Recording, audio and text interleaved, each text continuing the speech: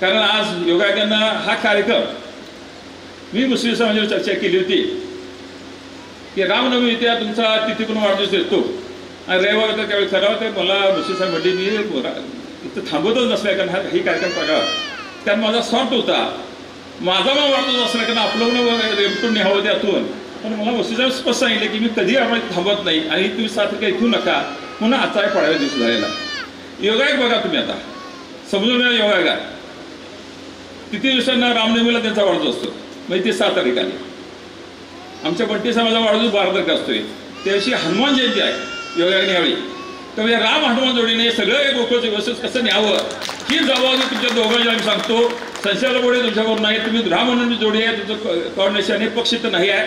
मुस्लिम साहेबांना कसं करायला झालं कळतं आणि बंटी साहेब त्याला मदत करतील ही आपण पाडव्याविषयी अतिशय चांगली इच्छा मी ह्या करतो संचालनाच्या मनात तेच आहे हे एवढ्या संघ पळावला आहे त्याला कारणही असं आहे की तुमचं नियंत्रण आहे संचालकाची साथ आहे